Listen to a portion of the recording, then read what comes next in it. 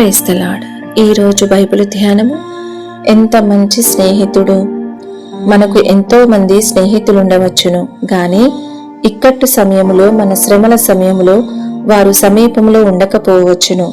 ఆయనను ప్రభు అయిన యేసునందు ఆపత్కాలములో నమ్ముకొనదగిన సహాయకుడు అను స్నేహితుడు మనకున్నాడు. ఆయన సమాధానకర్తయగు అధిపతి అయినందున మనము నిరీక్షణను కోల్పోయి నిరాశ చెందినప్పుడు ఆయన మనలను పరలోక సమాధానముతో నింపుదురు. ఆయన వెలుగైనందున మనము చీకటి గుండా దాటి వెళ్ళుచున్నప్పుడు ఆయన మనకు వెలుగయ్యుందురు.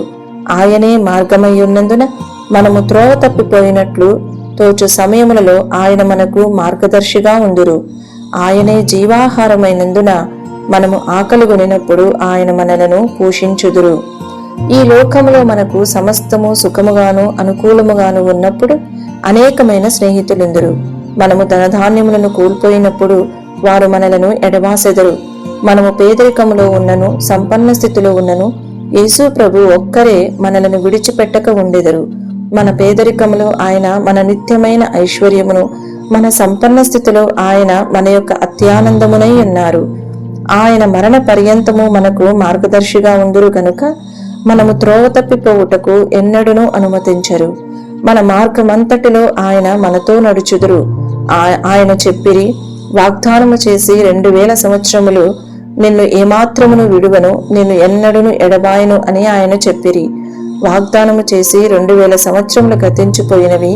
ఈ లోకములో కోట్ల కొలది ప్రజలు వాగ్దానము చేసిన వాడు నమ్మదగిన వాడుగా ఉన్నాడని రుజువుపరుచుచున్నారు. నిజముగానే ఆయన నమ్మకమైన వాడును, సత్యవంతుడును అను నామము గలవాడు.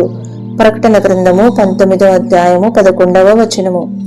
కొందరు స్నేహితులతో మన హృదయము విప్పి ఏదియూ చెప్పలేము. వారు మన బాధను, దుఃఖమును గ్రహించలేక యుందురు. మనలను నొప్పించు భావనలను, మిక్కటమైన బాధలను, మనము ఎదుర్కొను నిరాకరణలను వారు గ్రహించలేరు. కొన్ని పర్యాయములు మన హృదయములో ఉన్నదంతయు పంచుకొనున్నప్పుడు మన యొక్క అతి సన్నిహిత స్నేహితులు కూడా మనలను అపార్థము చేసుకునవచ్చును.